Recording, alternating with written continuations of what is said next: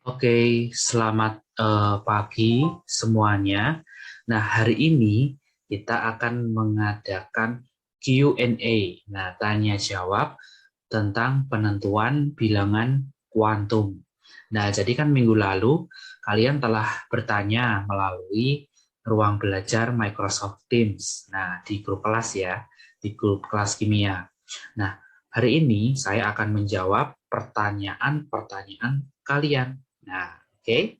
Langsung saja kita mulai dari yang pertama. Oke, yang pertama, topik yang ditanyakan itu mengenai bilangan kuantum utama atau dilambangkan dengan M kecil gitu ya. Nah, untuk yang bertanya di topik yang pertama ini adalah Natasha, absen 18, kemudian Aiko, absen 2, Vindi, absen 26, dan Teresa, absen 25. Nah, inti dari pertanyaan mereka adalah mengenai yang pertama itu definisi dari bilangan kuantum utama, kemudian nilai bilangan kuantum utama itu nilainya berapa aja, dan kemudian apa perbedaan bilangan kuantum utama dengan bilangan kuantum yang lain gitu ya, atau apa ciri yang membedakan gitu ya.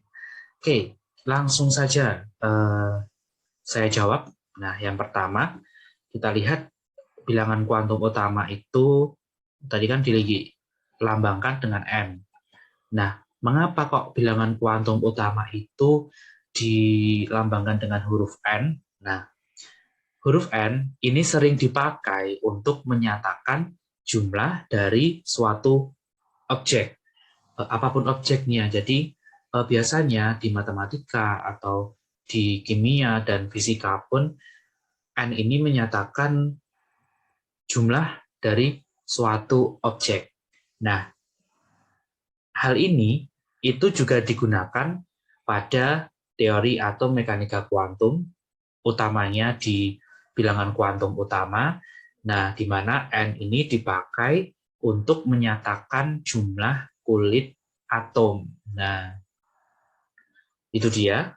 Jadi sudah tahu ya jawabannya. Biasanya N ini dipakai untuk menyatakan jumlah dari suatu objek, termasuk jumlah dari kulit atomnya itu sendiri.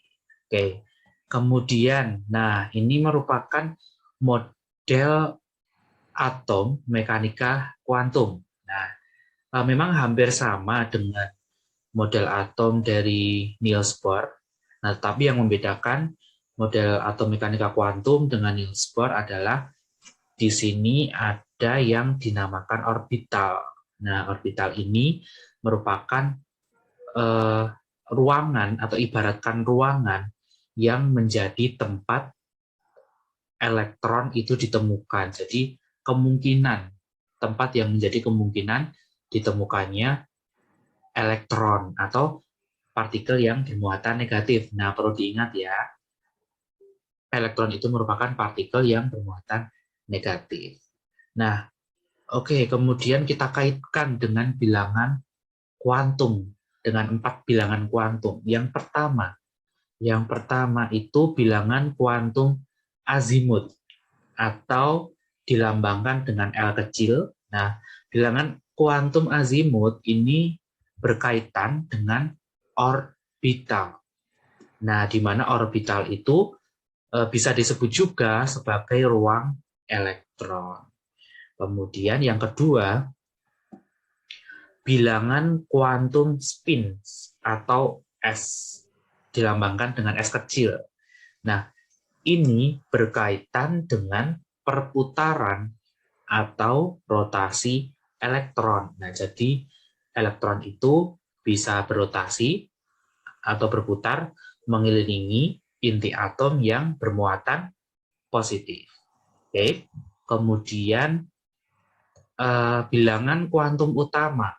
Bilangan kuantum utama atau N itu berkaitan dengan nomor kulit atom. Nah, jadi kalau N sama dengan 1 berarti ini merupakan kulit atom yang pertama. Kemudian kalau N sama dengan 2 ini merupakan kulit atom yang kedua, N sama dengan 3, itu merupakan kulit atom yang ketiga, dan seterusnya. Itu berkaitan dengan nomor kulit atom. Kemudian, orbital ini berisi elektron. Nah, jadi elektron itu pada teori atom mekanika kuantum itu tidak hanya ada di kulit atom saja, melainkan ada di orbital. Orbital ini gampangannya adalah semacam ruang kosong yang ada di antara kulit-kulit atom. Nah, jadi kayak semacam jaraknya gitu. Nah, itulah orbital. Nah, di orbital itu berisi elektron. Nah, kemudian orbital ini ada jenisnya.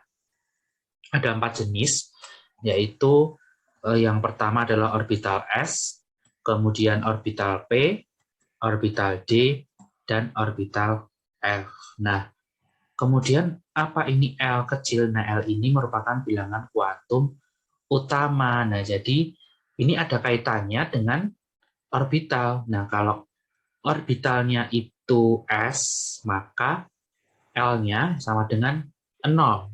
Atau kalian ingat pada waktu saya mengajarkan tentang ini, S itu song. Jadi kalau orbitalnya S, maka bilangan kuantum azimutnya itu song, berarti kosong.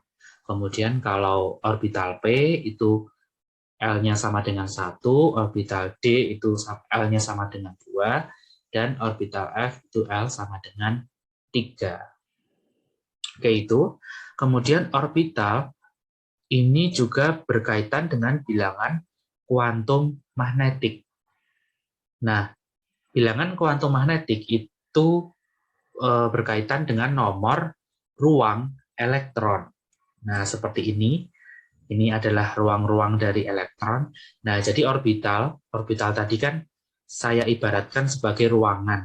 Nah, kalau bilangan kuantum magnetik atau M, ini kan mempunyai nilai, ada yang 0, kemudian ada yang -2, -1, 0, +1, kemudian ada yang dari -2 sampai +2, kemudian ada yang dari -3 sampai +3. Nah, nomor-nomor inilah itu diibaratkan sebagai nomor ruangan. Jadi, kalau kalian mengunjungi rumah sakit gitu ya, kan pasti kalian tanya dulu, ini ruang apa? Semisal ruang mawar. Nah, ruang mawar itu nomor berapa? Nah, itu dia. Nah, itu nomor dari bilangan kuantum magnetik ini diibaratkan sebagai nomor ruangan. Nah, nomor ruangannya siapa? Ruangannya elektron. Itu dia. Nah, jadi ini saya sudah menjawab kaitannya ya. Kaitannya antar bilangan kuantum. Nah, oke. Kemudian, topik yang kedua yang ditanyakan itu tentang bilangan kuantum azimut atau L. Nah, di sini yang bertanya ada Fani, absen 10, kemudian Sandi, absen 21. Nah, inti dari pertanyaan mereka adalah mengenai definisi dari bilangan kuantum azimut, kemudian mengapa kok bilangan kuantum azimut itu dilambangkan dengan L ya, kok tidak A. Nah, kemudian nanti juga saya akan jelaskan keterkaitan dengan hal yang lain. Oke, yang pertama, bilangan kuantum azimut atau bilangan kuantum momentum sudut merupakan bilangan kuantum yang berkaitan dengan orbital atom S, P, D, dan F. Kemudian, momentum sudut itu dilambangkan dengan L. Hal inilah yang menyebabkan bilangan kuantum azimut itu dilambangkan dengan L. Nah, mengapa kok L gitu ya?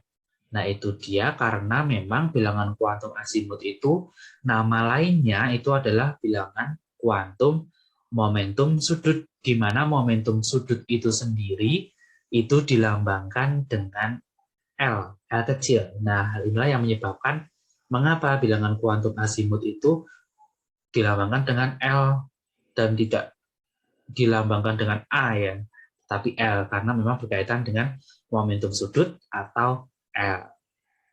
Kemudian ada yang bertanya, mengapa orbital S itu L-nya 0, kemudian orbital P itu L-nya 1, orbital D itu L-nya 2, dan orbital F itu L-nya 3.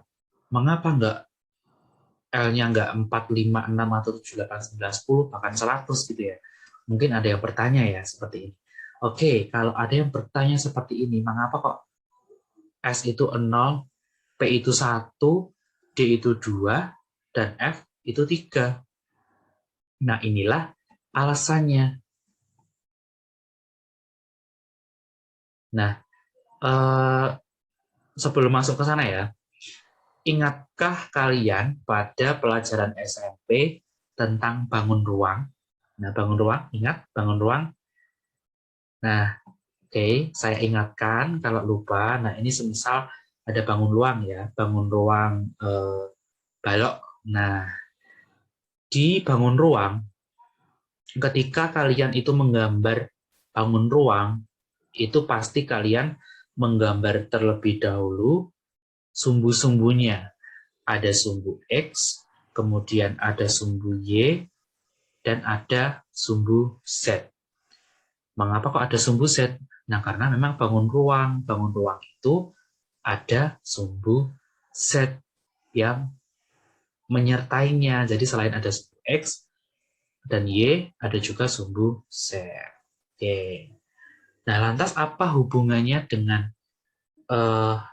materi ini, atom ini, mekanika kuantum? Oke, ini dia hubungannya. Oke. Nah, sebentar, nah ini dia. Jadi orbital SPDF itu ada bentuknya, ada bentuk 3 dimensinya. Nah, ibaratkan bangun ruang, orbital itu juga mempunyai bentuk 3 dimensi. Nah, yang pertama itu adalah orbital S. Orbital S. Nah, ini dia orbital S. Orbital S. Sebentar, sebelum masuk ke situ ya. Nah, ini yang tongkat biru, ini adalah sumbu X, kemudian tongkat hijau adalah sumbu Y, dan tongkat merah ya, ini ya. Tongkat merah ini sebagai sumbu Z. Nah, jadi sumbu Z itu adalah sumbu yang menembus pusat dari sumbu X dan sumbu Y. Nah, orbital S ini mempunyai bentuk, nah jadi orbital S itu bentuknya itu posisinya itu ada di pusat sumbu X, Y, dan Z. Nah, kalau kalian menggambarkan sumbu, itu kan pasti ada nomor-nomornya ya. Nah, orbital S ini berada di pusat, berarti ada di nomor 0. Nah, ada di nomor 0, jadi ada di pusatnya, pusat sumbu. Pusat sumbu yang mempertemukan sumbu X, Y, dan juga Z. Nah, jadi ada di angka 0. Makanya, karena ada di angka 0, maka nilai S itu L-nya sama dengan 0. Nah, itu dia penyebabnya. Mengapa kok orbital S itu L-nya atau bilangan kuantum azimutnya itu sama dengan 0? Nah, itu dikarenakan apabila digambar dalam 3 dimensi, itu orbital S itu berada di pusat sumbu X, Y, dan Z. Nah, jadi pertemuan antara ketiga sumbu tersebut itu kan pasti kalau diberi nomor gitu ya, pasti nomornya 0 karena ada di pusat. Nah, itulah penyebabnya orbital S itu L-nya sama dengan 0. Kemudian yang kedua itu adalah orbital P. Tab, orbital P. Nah, orbital P. Nah, ini tadi sumbu tongkat yang berwarna biru ini adalah sumbu X, kemudian tongkat yang berwarna hijau adalah sumbu Y, kemudian tongkat yang berwarna merah adalah sumbu Z. Nah, jadi yang menembus sumbu X dan Y itu adalah sumbu Z. Nah, dapat kalian lihat bentuk orbital P ini adalah seperti balon yang terpilin. Nah, kalau kalian pernah menghadiri ulang tahun di masa kecil kalian mungkin ya, kan pasti kalian pernah menemukan balon yang seperti ini, balon yang terpilin. Nah, dapat kalian lihat bahwa orbital P atau ibaratkan balon yang terpilin ini itu menembus satu sumbu. Menembus satu sumbu, yaitu menembus sumbu Z. Nah, menembus satu sumbu. Nah, nanti gambaran dari orbital P ini ada juga yang menembus sumbu X, ada juga yang menembus sumbu Y. Nah, tetapi intinya adalah di orbital P ini bentuknya itu hanya menembus satu sumbu. Oleh karena itu, bilangan kuantum azimutnya atau L kecilnya itu sama dengan 1. 1 ini disebabkan karena apa? Karena bentuk orbital P-nya apabila digambarkan dalam 3 dimensi itu hanya menembus satu sumbu. Nah, itu dia penyebabnya. Oke, kalau orbital D, oke kita lihat. Bentar, kita cari orbital D. Nah, ya ini ya, stop. Nah, orbital D. Nah, tadi kalau orbital P itu kan hanya menembus satu sumbu. Dapat kalian lihat di orbital D itu menembus dua sumbu. Nah, jadi ada dua balon terpilin, kemudian menembus dua sumbu. Ada yang menembus sumbu Z, kemudian ada juga yang menembus sumbu X. Menembus sumbu Y. Nah, nanti juga ada bentuk lainnya, ada yang menembus sumbu X juga, ada Y, X, dan Z. Nah, yang terpenting dari orbital D ini, bentuk orbitalnya itu menembus dua sumbu. Oleh karena itu, bilangan kuantum azimutnya itu, atau L kecil sama dengan 2, karena menembus dua sumbu. Itu dia. Oke, yang keempat atau yang terakhir adalah orbital F. Bentar. Nah, orbital F. Sebentar, saya carikan posisinya supaya kalian paham. Nah, oke ini orbital F. Jadi kalau orbital P itu kan orbital D itu kan menembus dua sumbu. Nah, kalau orbital F itu menembus tiga sumbu.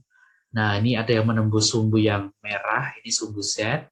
Kemudian yang biru ini adalah sumbu X. Kemudian yang hijau ini adalah sumbu Y. Jadi menembus tiga sumbu. Oleh karena itu, nilai bilangan kuantum azimut atau L-nya itu sama dengan 3. Nah, jadi sudah tahu ya, kenapa kok orbital S itu bilangan kuantum azimutnya 0, karena ada di pusat sumbu. Yang biasanya kalau digambarkan bilangannya itu pusat sumbu itu pasti 0. Nah, jadi S-nya itu L-nya sama dengan 0. Kalau P itu menembus satu sumbu, D menembus dua sumbu, dan F itu menembus tiga sumbu. Oke. Nah, itu dia ya, udah tahu kan keterkaitan antara orbital dan juga bilangan kuantum azimut. Oke. Oke, kemudian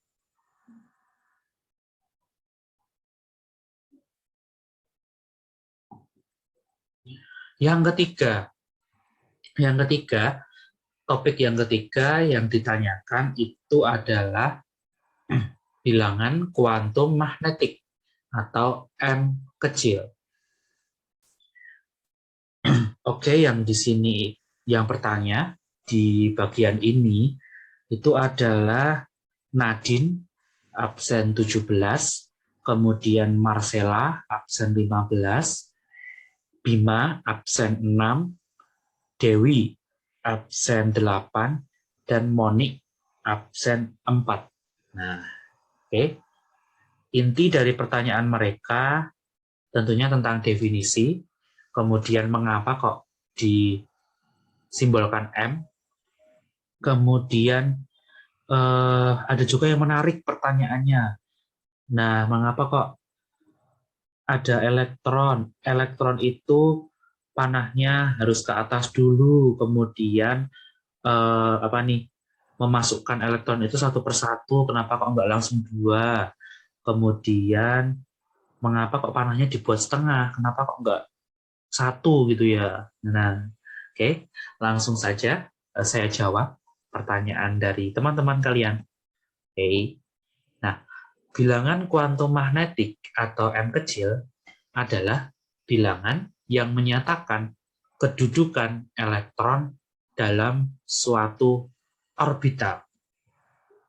Orbital itu merupakan tempat atau ruang yang menjadi kemungkinan ditemukan elektron. Nah, oke. Nah, ini dia adalah bentuk atom atau model atom dari mekanika kuantum, di mana ada orbital.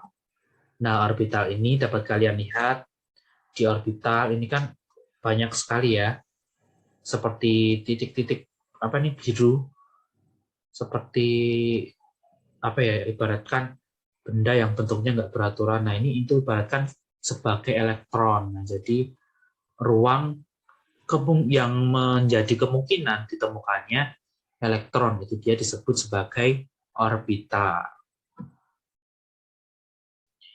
Oke, nah ibaratkan sebagai ruangan yang ada di rumah sakit. Semisal saya contohkan ada ruang mawar.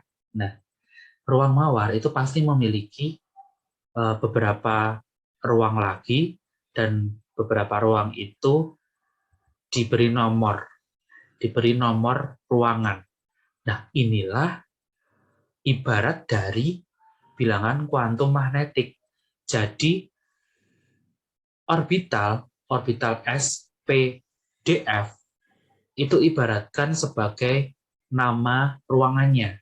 Ruang mawar, ruang melati, ruang Kamboja, dan sebagainya. Kemudian bilangan kuantum magnetik itu diibaratkan sebagai nomor ruangannya.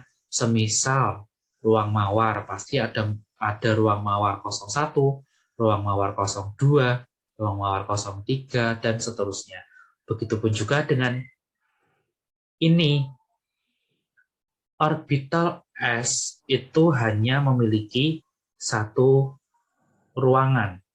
Ibaratkan ya itu ya, nama ruangannya itu S, kemudian hanya memiliki satu ruangan, jadi diberi nomor 0. Kemudian ruang yang bernama P, ruang orbital P, nah itu memiliki 3 ruangan dan diberi nomor ruang itu minus 1, 0, dan juga 1. Nah, inilah. Nah, ini ada orbital S, ada orbital P, ada orbital D, dan F. SPDF ini ibaratkan nama dari ruangan di sebuah rumah sakit misal ya.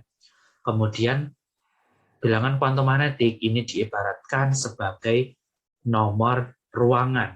Nah, oke, jadi orbital S itu ada satu ruang, kemudian orbital P itu ada 3 ruang, orbital D ada 5 ruang, dan orbital F itu ada 7 ruang. Nah, di mana untuk nomor ruangannya adalah sebagai berikut.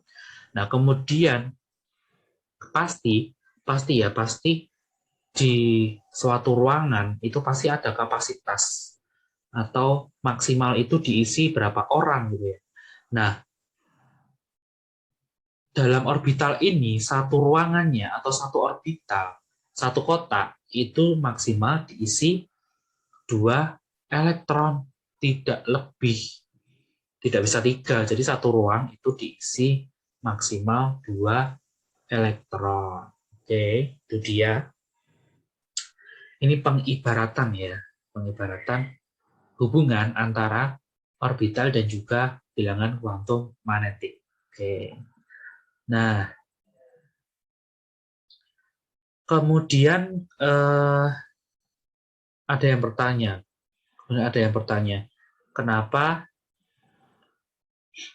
Kemudian ada yang bertanya kaitan bilangan kuantum azimut dengan M-nya, gitu ya. Semisal ini,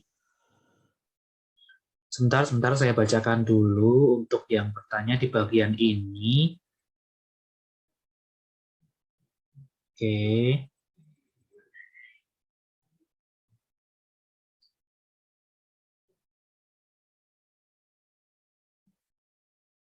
Nah, oke, ada pertanyaan seperti ini. Mengapa dalam penentuan bilangan kuantum magnetik itu kita harus menggambar orbital sebanyak kisaran M? Nah, oke, ini bisa dijawab dengan yang saya tampilkan tadi tentang bentuk 3 dimensi dari orbital. Nah, yang pertama untuk orbital S itu berada pada pusat sumbu X, Y, dan Z, menyebabkan nilai L atau bilangan kuantum azimutnya adalah 0. Nah, jadi karena ada di pusat sumbu, biasanya kalau pusat sumbu itu dalam bangun ruang, untuk menggambar bangun ruang, itu kan diberi nomor-nomor juga kan. Nah, itu diberi angka 0. Nah, jadi makanya itu M-nya sama dengan 0. Jadi tidak ada rentangnya gitu ya. Kalau itu orbital S. Kemudian orbital P. Nah, orbital P itu hanya melewati salah satu sumbu atau satu sumbu, menyebabkan nilai L itu atau bilangan kuantum azimutnya adalah 1.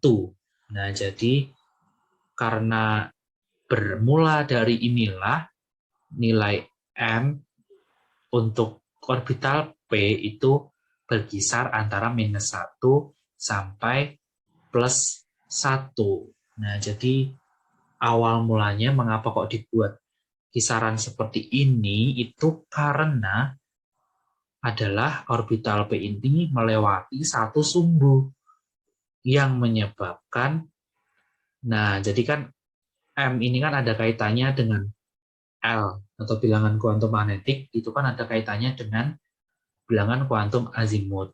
Nah, bermula dari itulah karena nilai L-nya itu sama dengan 1, maka M-nya itu -1 sampai +1. Begitupun juga dengan orbital D dan orbital F. Oke, udah paham ya? Oke, nah ini ada 3 pertanyaan terakhir di topik bilangan kuantum magnetik. Nah, yang pertama,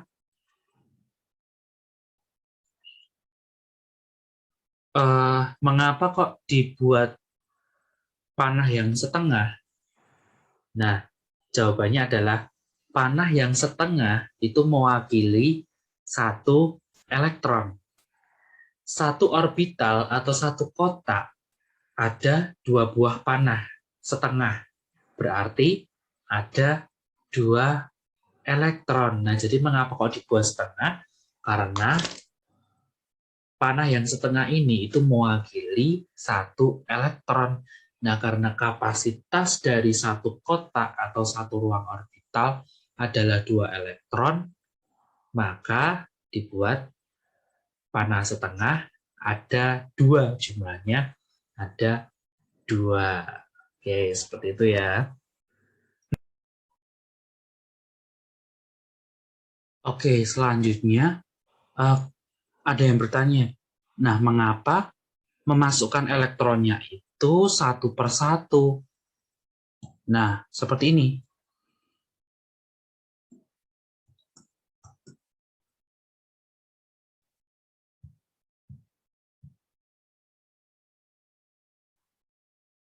Nah, kenapa kok satu per satu seperti ini?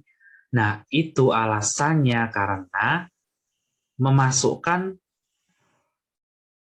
elektron satu per satu dilakukan dengan tujuan supaya atom lebih stabil. Nah, kalau memasukkan 2 elektron langsung menyebabkan tolak-menolak elektron itu tinggi. Nah, jadi memasukkan satu per satu itu biar dia itu sendiri dulu elektronnya, kemudian baru berpasangan gitu ya. Nah, itu dia kalau langsung 2 gini berarti itu nanti akan tolak-menolaknya itu tinggi. Nah, kalau tolak-menolak tinggi nanti malah yang selanjutnya itu malah tidak terisi, malah karena tolak-menolak yang pertama aja udah tinggi gitu. Maka yang lainnya kemungkinan tidak akan terisi kalau awalnya aja udah ada tolak-menolak gitu ya. Makanya satu per satu seperti ini tadi. Nah, satu, kemudian setelah penuh, kemudian diulangi lagi dari depan. Oke, itu dia.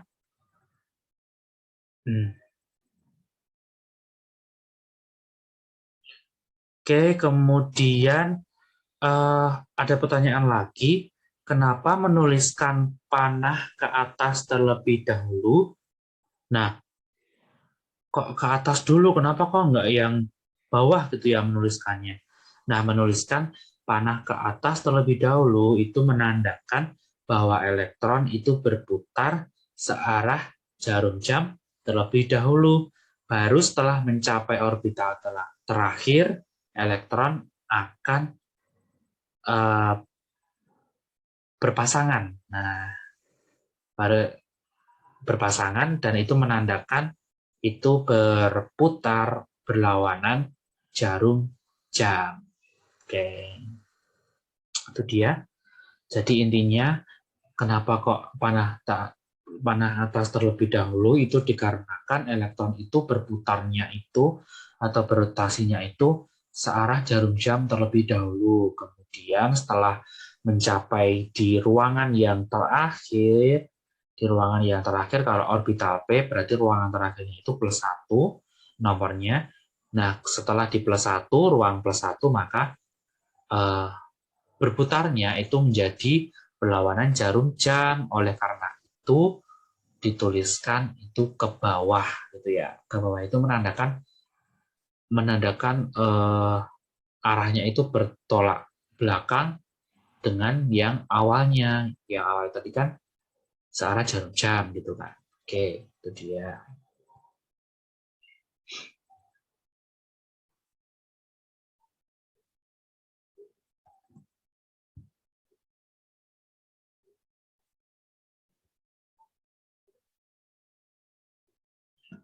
Oke, kemudian topik yang terakhir itu tentang bilangan quantum spins. Nah, bilangan quantum spins ya. Oke, yang bertanya di topik ini itu adalah Sisilia, absen 7, kemudian Remilda, absen 19, dan Atita, absen 4. Nah, inti dari pertanyaan mereka adalah yang pertama itu ada pertanyaan, apa yang harus ditentukan dari bilangan quantum spin? Kemudian, kenapa bilangan quantum spin itu ditentukan dari panah yang terakhir. Nah, kemudian jika diketahui 6S pangkat 0, bagaimana menghitung untuk mencari bilangan quantum spin, dan yang terakhir adalah definisi dari bilangan quantum spin dan mengapa bilangan quantum spin itu dilambangkan dengan S. Gitu ya. Nah, untuk yang pertama dulu, teorinya, bilangan quantum spin atau S merupakan bilangan yang menyatakan arah putaran atau rotasi elektron dalam mengelilingi inti atom.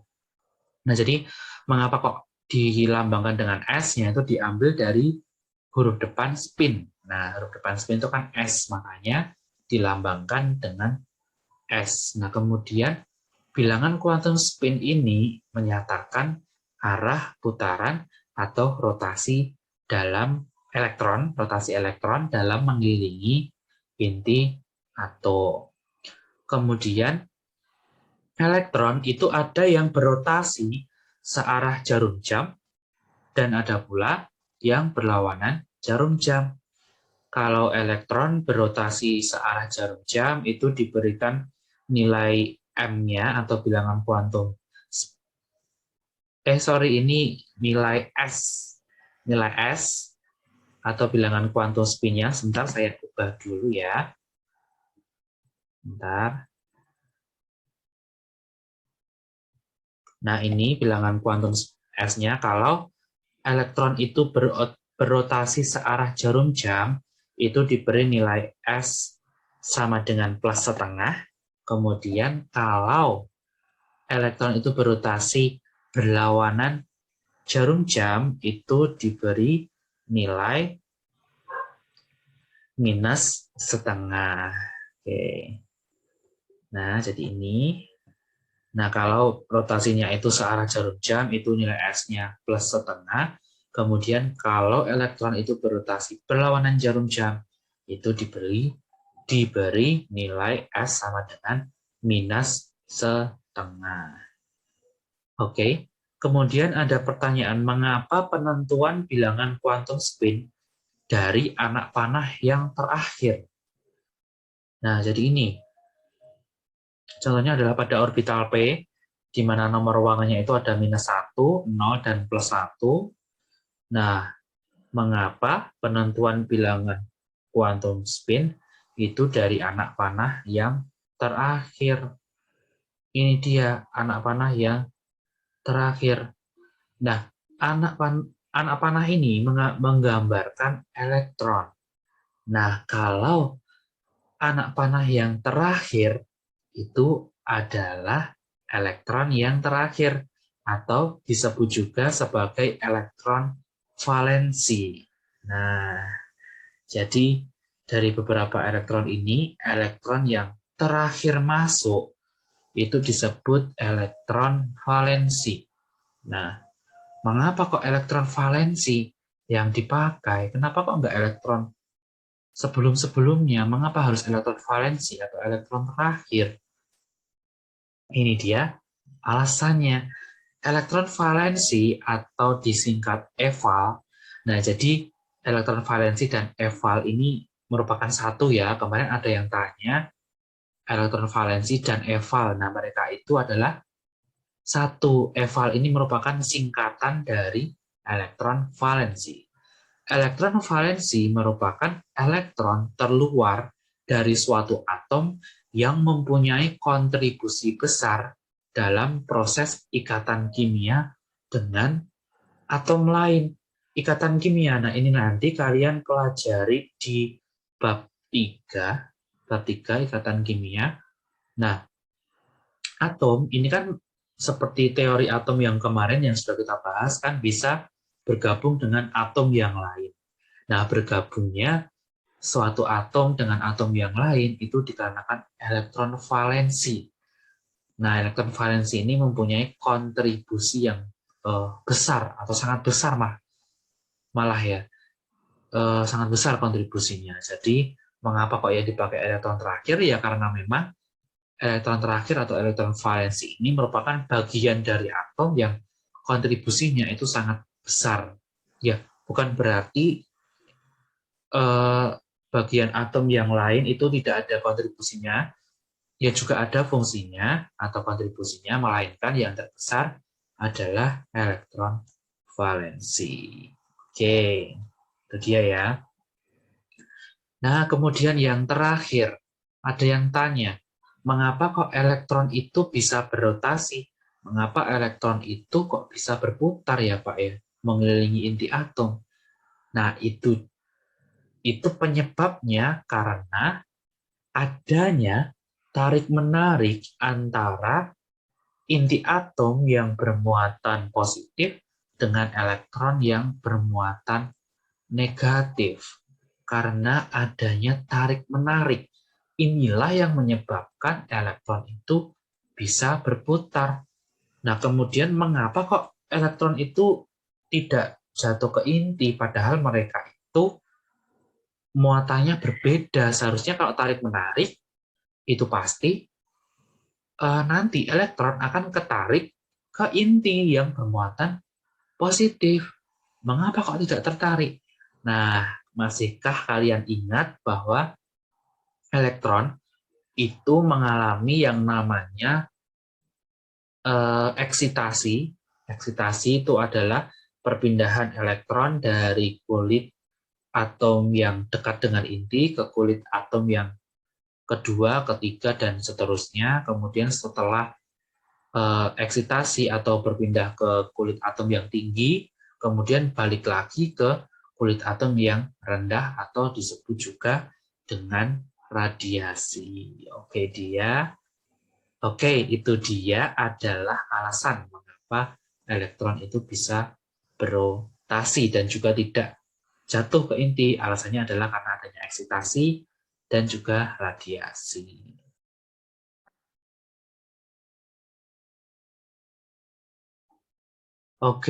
Kemudian ada yang bertanya, jika 6S pangkat 0, 6S0, bagaimana cara menentukan bilangan kuantum spin atau S-nya? Nah, sebelum masuk ke situ, saya jelaskan dulu bagian-bagiannya sebagai berikut. 6 itu merupakan jumlah kulit atom. Nah, jadi pada kulit atom yang keberapa? Nah, kalau 6S0 berarti ada pada kulit atom yang ke-6. Kemudian 0 itu merupakan jumlah elektron dan S adalah orbital S. Nah, bagaimana jawabannya? Jawabannya adalah sebagai berikut. Jumlah elektron 0 menandakan tidak ada elektron. Hal ini tidak mungkin. Atom sudah terbukti punya elektron pada teori atom Thomson. Nah, kalau kalian ingat percobaannya Thomson ini adalah tabung hampa udara. Nah, hasil dari percobaan tersebut menandakan bahwa atom itu ada elektronnya. Dan kemudian teori tersebut masih bertahan sampai teori atom mekanika kuantum. Jadi tidak mungkin ya kalau elektronnya itu 0 atau tidak ada sama sekali elektron, itu tidak mungkin. Nah, yang ada atau yang bisa ditentukan adalah 6S1. Nah, ini ada 1 elektron. Kemudian untuk panahnya itu panah ke atas karena elektronnya kan hanya 1. Nah, kemudian menentukan bilangan kuantum spin-nya berarti kalau panahnya itu ke atas, S-nya itu plus setengah. Plus setengah maksudnya adalah elektron itu berotasi mengelilingi inti atom, itu arahnya searah jarum jam. Nah, seperti itu ya. Kemudian yang kedua itu yang bisa ditentukan adalah 6S2. Nah, menggambar panahnya berarti kalau 1 tadi kan panahnya ke atas, kalau 2 berarti panahnya ditambah panah ke bawah. Nah, untuk S-nya karena elektron terakhir itu ke bawah, makanya S-nya itu minus setengah. Nah, kenapa kok yang ditentukan itu elektron terakhir?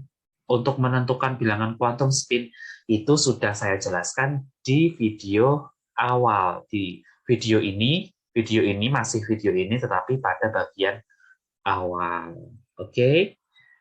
Itu tadi pertanyaan-pertanyaan dari kalian seputar penentuan bilangan kuantum. Oke. Terima kasih yang sudah bertanya. Pertanyaannya keren. Keren sekali untuk kelas 10A. Ini sangat keren. Oke. Sekian dari saya, Vincentius. Kurang lebihnya mohon maaf. Terima kasih. Sampai berjumpa di pembelajaran kimia berikutnya. Oke, sampai jumpa.